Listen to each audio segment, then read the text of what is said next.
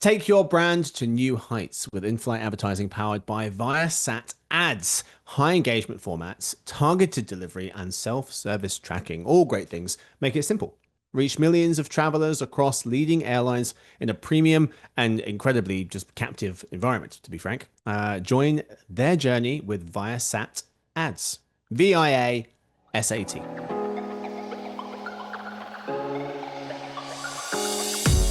Hey gang, it's Friday, December 12th. Max, Jacob, and listeners, welcome to Behind the Numbers, an e-marketer video podcast made possible by Viasat Ads. I'm Marcus, and joining me for today's conversation, we have two people. Let's meet them. Our principal analyst covering social media and the creator economy, living life in Philadelphia. It's Max Willens. Yo. Hello there. We also have with us our AI and technology analyst living in California. It's Mr. Jacob Bourne. Happy to be here. Happy that you are here, sir. Today's fact. I know what you're thinking. Is competitive rock skipping a real sport? Yes, obviously. Absolutely. Yeah.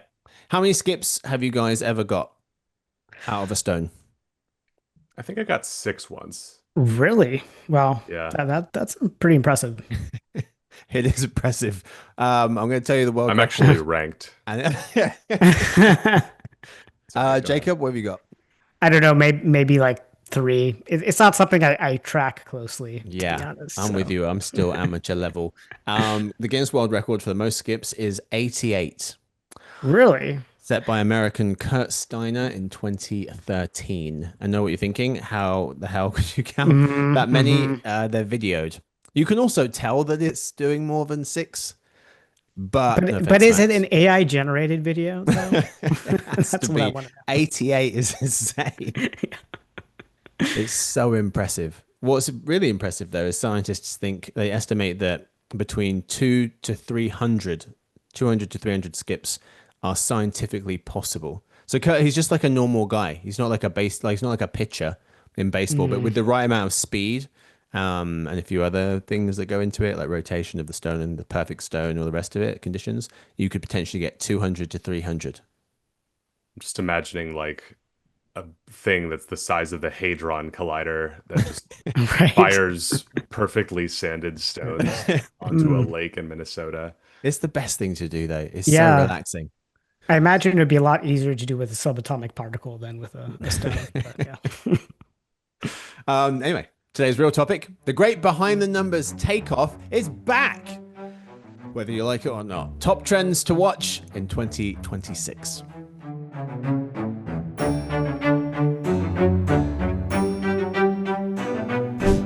All right, in today's episode, our takers, or bakers, will be cooking up some top trends to watch in 2026. We have 3 rounds. So if you've watched the Great British Bake Off, this is a complete rip-off of that.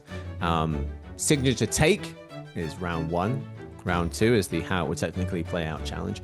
And round 3 is our show-stopping argument. So let's meet the contestants' predictions. So Max, in a sentence, first of all, just what is your prediction? That the micro drama craze will mint an entirely new generation of star creators in the United States. Okay, and Jacob, yours? Basically that, AI is making content creation really fast and cheap. And so just the takeover of AI generated content on the internet's going to really shake the foundations of trust in digital content altogether. Okay, they are the predictions we have for you. Let's get into it. We start with round 1, of course, which is the signature take, where our chefs will have 1 minute each to explain the premise of their trend. And so, as Max said, he will be talking about how micro dramas and how that craze will mint a new generation of creators with dual support from social networks and entertainment studios. It's one of the trends that we wrote about in our larger trends report. Max, tell us a bit more about this one. So, to me, this is very simple, right? So there is a kind of perfect storm that has formed in the media and entertainment space that will allow for this to happen. And the thing that's really going to allow it to take off is a kind of anxiety in and among the social networks, right? So according to our time spent with social networks forecast, time spent with social media peaked in 2025 and will flatline over the next 2 years.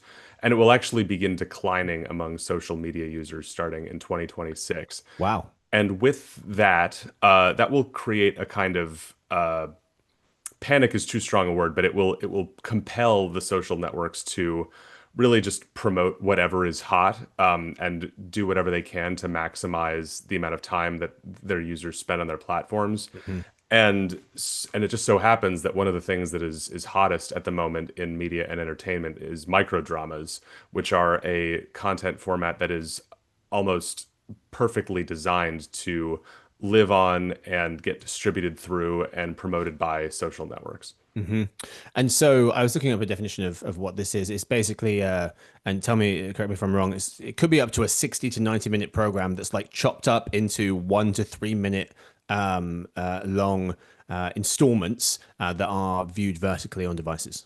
Yeah, that's basically right. Picture a telenovela or a soap opera, made for the person in your life with the worst attention deficit disorder you can imagine. And Joe Flint of the Wall Street Journal was saying the budget for some of these micro dramas, it can be a couple of $100,000, which is a lot less than the millions spent on films, but it's still a fair amount of money for this new format. It's relative to the amount of money that is spent on, your typical creator post on Instagram or TikTok. It is more expensive, but Hmm for the entertainment studios who will, I think, play a pivotal role in this trend coming to life, that's chump change. Like you Yeah. said, if you are a Universal or a Sony and you're used to spending, tens or hundreds of millions of dollars on a single movie, the idea that you could produce 100 of these shows for the same price and potentially, drive an entirely or create an entirely new relationship with consumers you have tried to reach is probably quite intoxicating, which is a hmm major reason why I am so bullish on this coming to life next year. Yeah. And Jacob, before we go to yours, I just want to, because this is a relatively new concept Hmm. for a lot of folks. Max, the micro dramas, they're viewed on dedicated apps, correct?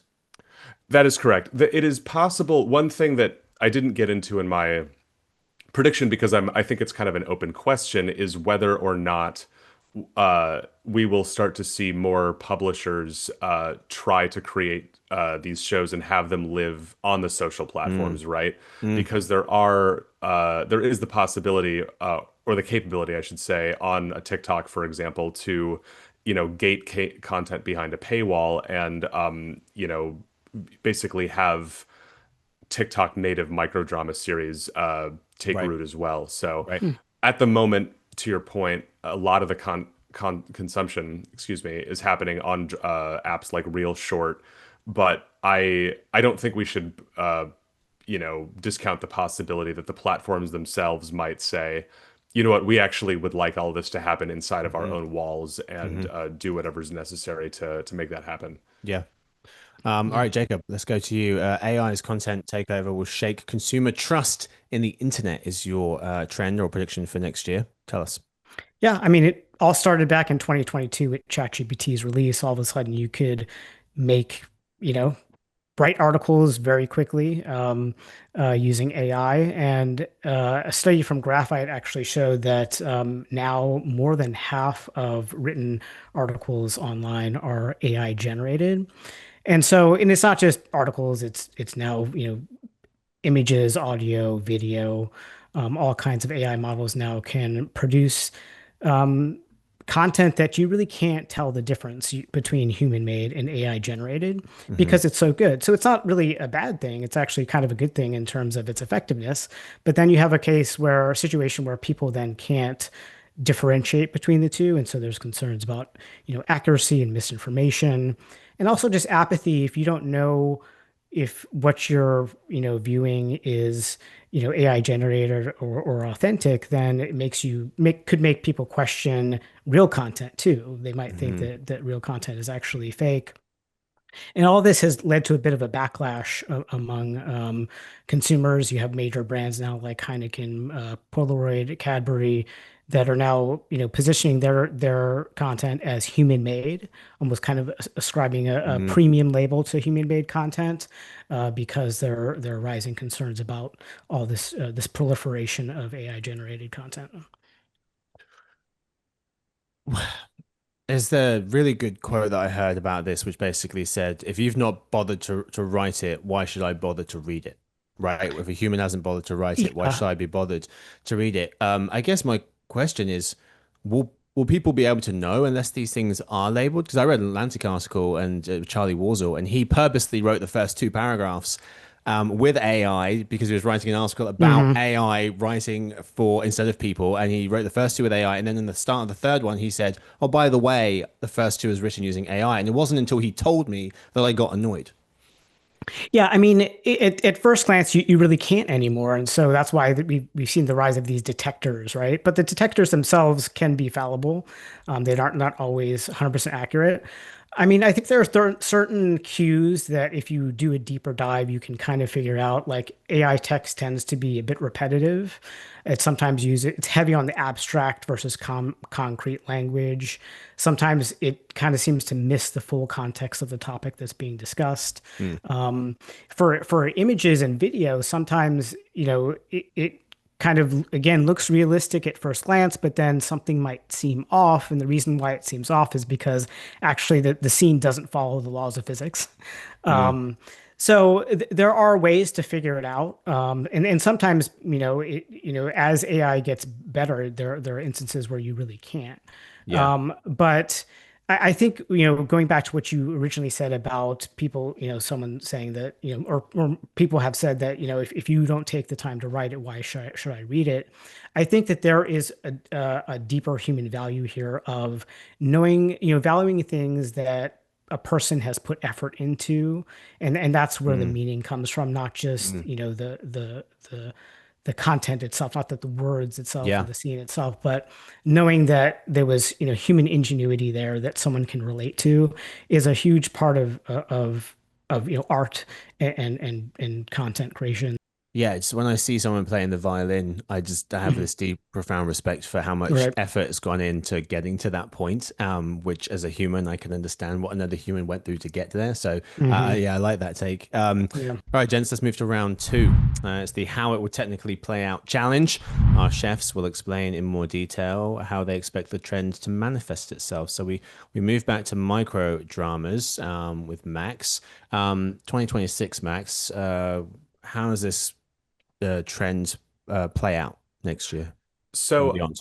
I think, I mentioned before that there's kind of a few unknowns here, like whether or not the platforms will try to, do what they can to make sure that this is all happening natively. But even if that doesn't, factor in, and it just turns into a bunch of upstart, entertainment apps, get traction or seek to get traction with American consumers, the social networks are already basically like perfectly designed to help promote and market this kind of entertainment, right? So, one of the things that I think is really interesting is that people think a lot about, spending time on TikTok or Instagram and spending all that time looking at either content from their friends and family or content from creators. But a lot of people spend an awful lot of time actually just looking at clips of film and television, right? So we had some research that we did recently, which found that 70% of TikTok users say they watch film or television clips on there at least weekly. 60% of Instagram users do. 55% of Huh. YouTube users do. So this is already a behavior that is basically like integral to the experience of using these apps, right? Yeah.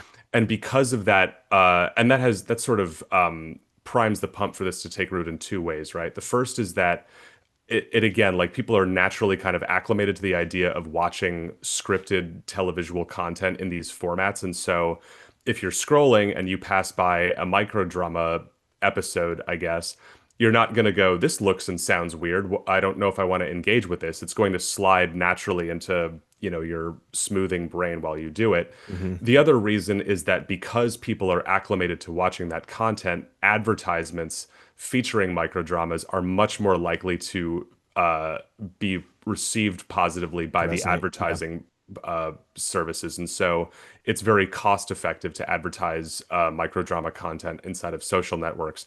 And the social networks, excuse me, the microdrama platforms already understand this, right? So Sensor Tower came out with some research at the end of last year, which found that more than two-thirds of the ad spending that microdrama apps do goes towards social networks, right? So they already instinctively understand that They these know. are Hmm. natural platforms for this. So I think that's really what you're going to see first is just like a ton more spending on these social networks to drive awareness, downloads, subscriptions, and views, frankly, of all this content. Hmm.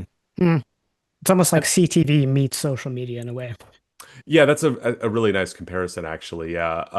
And I think that one of the things that's going to be really interesting to watch is, where the balance of creators come from because, um, Disney has a kind of accelerator program that they run every year for different businesses, and they invited a couple of microdrama apps into that process last year. And it's going to be interesting to watch whether the people who write and star in these things are, folks that are sort of hanging on the periphery of the kind of legacy entertainment business, or whether it will be more akin to the people who used things like YouTube or TikTok Hmm. to build their own brands. People like Brian Jordan Alvarez, who, essentially created a English teacher and built his own brand through TikTok, or Alana Glazer and Abby Jacobson, who got famous with skits on YouTube.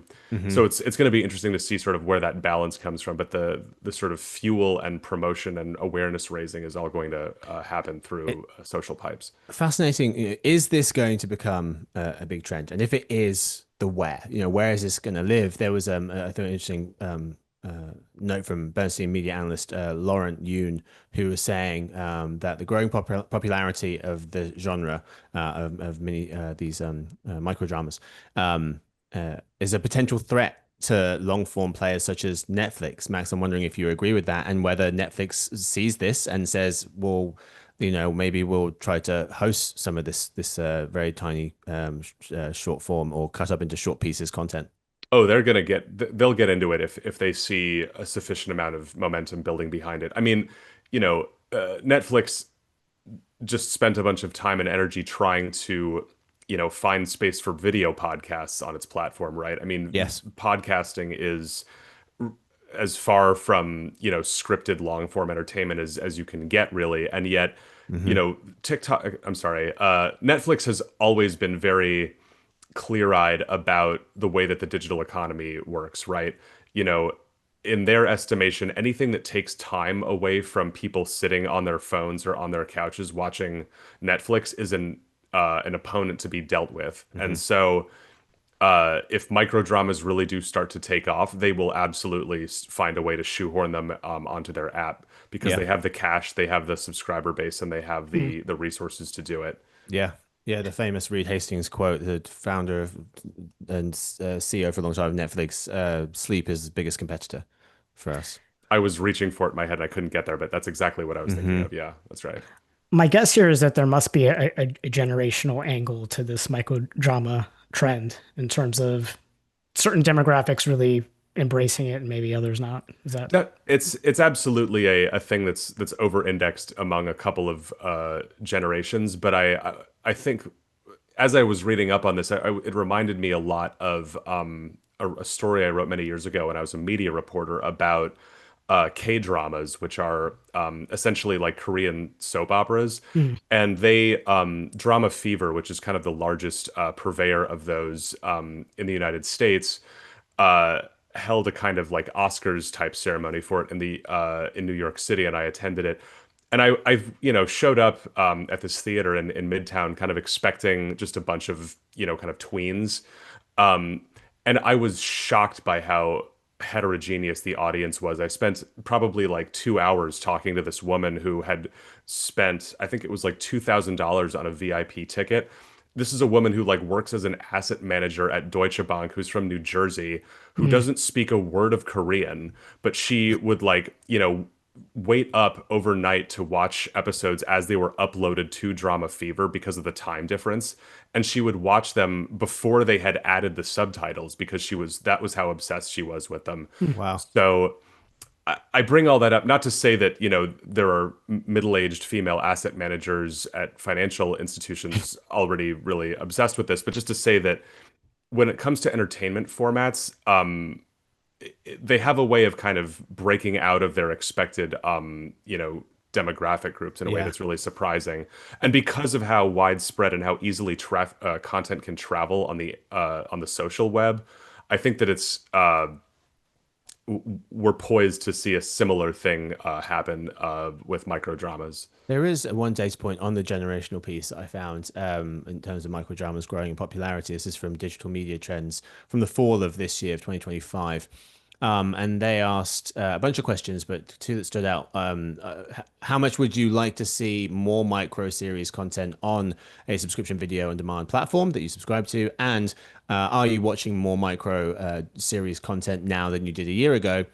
Gen Z, about 42%, 44%. Millennials, 50%, basically, so more. Gen X, about 30 to 35%, and boomers, about 24%. So decent shares for all of those. Micro series content is more compelling than user generated content, was a question. And about 40% of younger people, and about 10 to 20% of older folks. So small samples here in terms of the sample size of a study, but higher shares than you might expect already.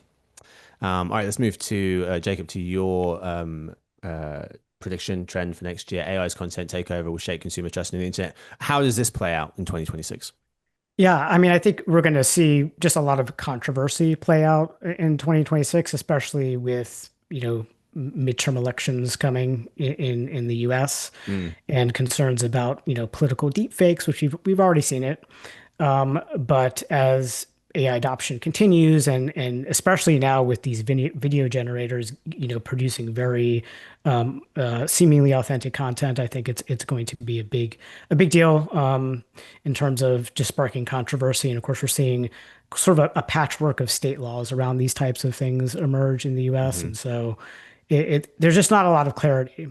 Yeah. But I think there are multiple dynamics going on at once. I mean, there are, I think when people know that they're consuming AI generated content, when it's labeled, the reactions can often be positive. I think there's still a novelty factor going on here. People find that, the technological capabilities are impressive. I mean, Sora 2, initially had stronger initial adoption than ChatGPT did. So there are some positive reactions here, but I think things get murkier when, you know, people don't know or they're not sure if they're consuming content that's human generated or AI generated. Hmm. So far, in terms of AI generated ads, the studies are pretty mixed in terms of how effective they are. But going back to what we were talking about earlier, I think, historically, the point of content creation, period, is for humans to communicate with other humans. I think the solution to all of this is really not to, I mean, AI is here to stay, and of course, it can do, for content creation, it can do lots of things that people can't do, such as, creating personalized ads at scale, for example. And just the speed and efficiency, of course, means that it's here to stay. I think the problem is when you try and fully automate the creative process, when creativity is just something that is fundamentally human. And so there's some examples of success stories that I think, offer a positive tale, I guess, in terms of what's possible. For example, Laser Eye Center saw a twofold increase in performance of its ads, AI generated ads over traditional ads. But the key thing was that it wasn't fully automated. There were human creators working alongside the AI. Then you have another example where an ad agency, episode 4, created an AI tool that intentionally creates like pretty outlandish hallucinations. And the point is that then humans work with those hallucinations to come up with content that is like really outside the box and really novel. So there are some really good use cases to AI and content creation. I think, again, the key is that it goes well when there is a human in the loop or even a human Hmm. directing it.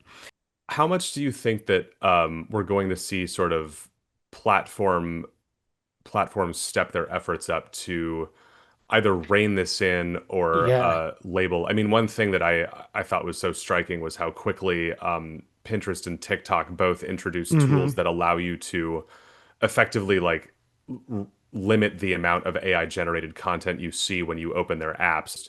I do think so, and that's part of the whole, controversy issue is that people don't like AI when it's forced on them, and I think we've seen that with examples from, Hmm. Meta's platforms and Snap as well, Snapchat. So yeah, and I'm glad you brought up the TikTok example because it shows that there's demand for being able to control what kind of content you're getting, and in this case, it's AI versus human generated. Hmm. The issue might come in where the detection tools are imperfect. And so while TikTok might give you this feature to control the amount of AI in your feed, I think we can expect that some of the content, especially as AI advances, is going to slip through the cracks.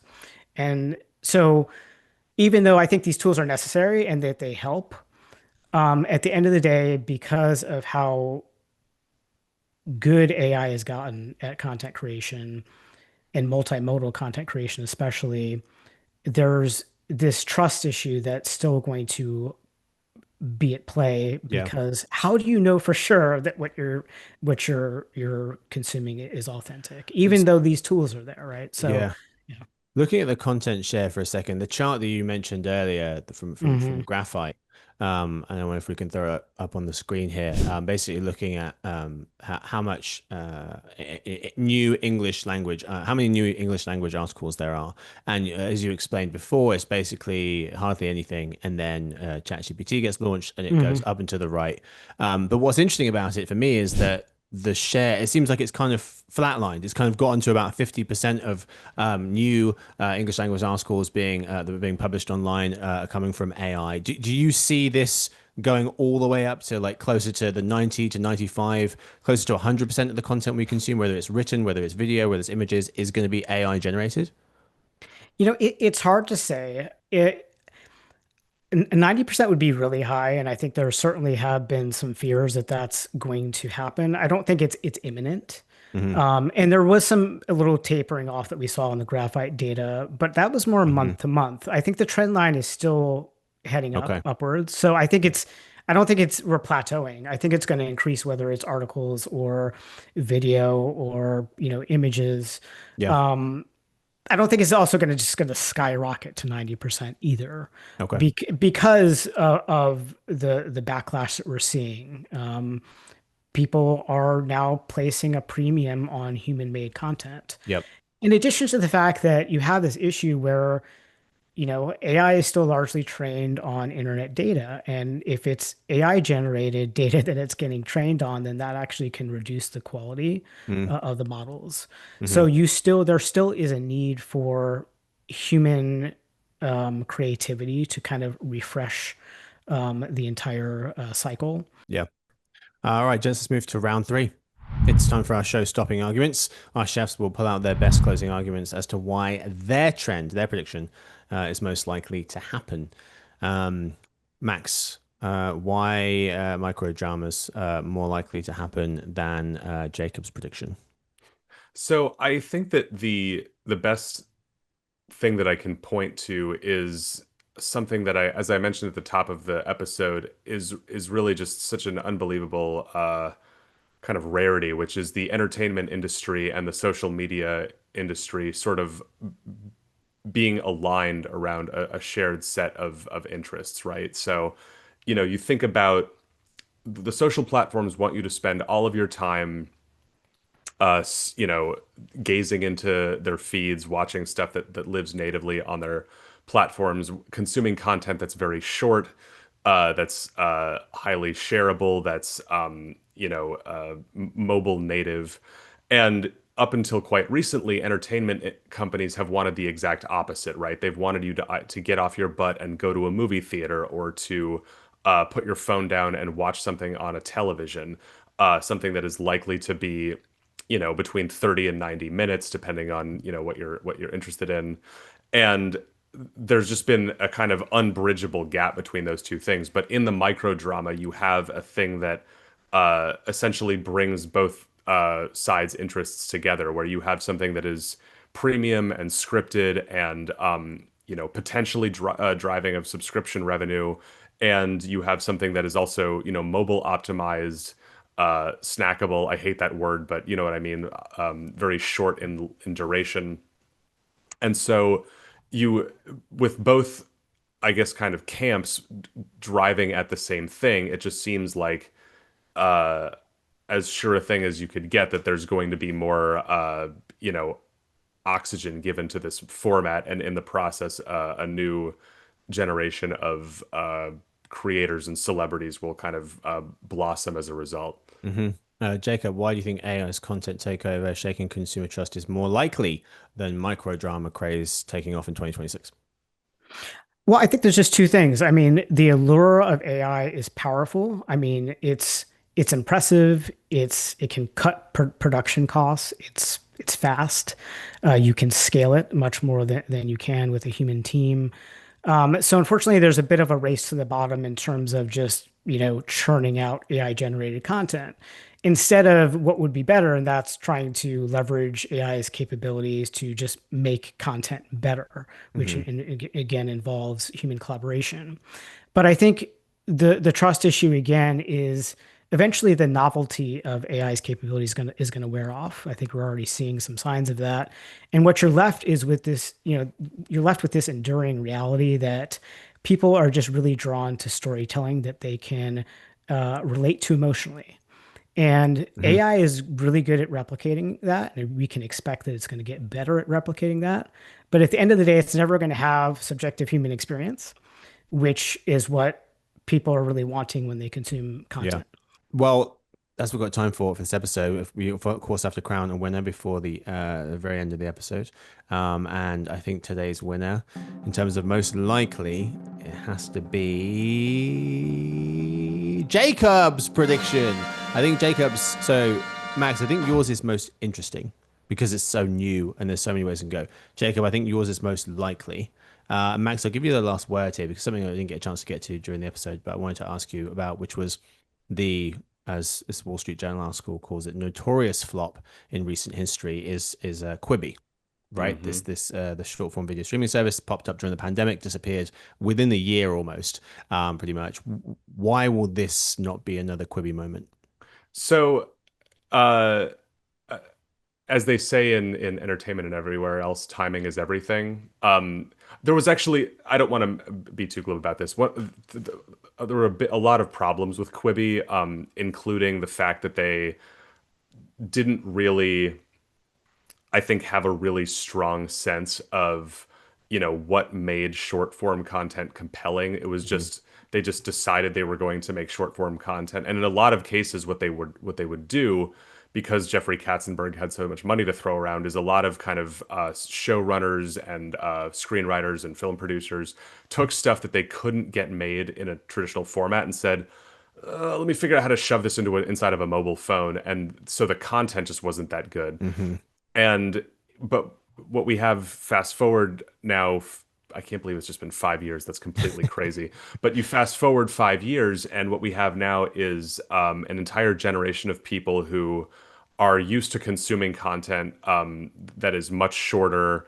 They are used to spending much more time on their phones. Mhm. And frankly, also, I mean, the other sort of simple answer is that there's a template, right? I mean, micro dramas didn't kind of materialize out of thin air in the US. They are an immensely popular content format in China, Yes. and so there is kind of a playbook that can be looked to, and it's, obviously important to underscore that Chinese and American consumers are different. In China, for example, live stream shopping is outrageously popular, and it has up Mhm. until quite recently been not popular at all in the United States. Mhm. But in looking at the kind of, corpus of shows that have succeeded in China, American creators can kind of get a sense of what works, why it works. They can study it, they can think it through, and that will give them an opportunity to figure out what will work. I will Yeah. also say too that, like, the uh,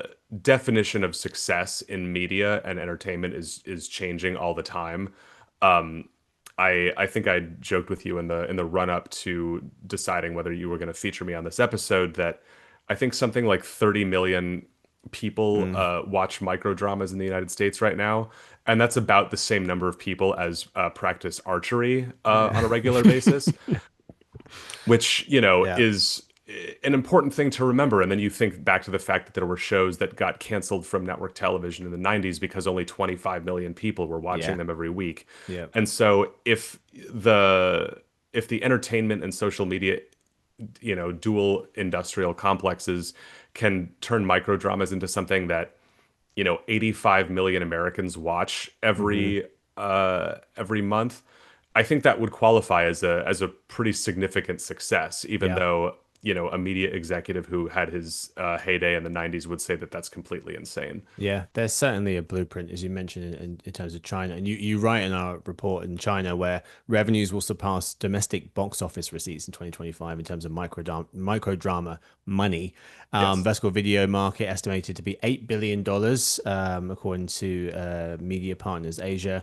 According to industry analysts, and Media Partners Asia expects annual micro drama, basically almost all of that is in China. Media Partners Asia expects annual micro drama revenue to cross the $25 billion mark worldwide by 2030. All right, gents, that's all we've got time for today's episode. If you want, for listeners, if you want the full report of these two reports live within major 2026 trends, ProPress subscribers can head to emarketer.com to read the full report called Top Trends to Watch in 2026. From the next AI ad revolution to retail's loyalty reset, 11 trends that will shape the digital landscape in the coming year. The link is in the show notes, of course. That's all we've got time for. Thank you, Max, for hanging out. Always a pleasure, Marcus. Thank you. Thank you to Jacob. Thanks so much, Marcus. Been a pleasure.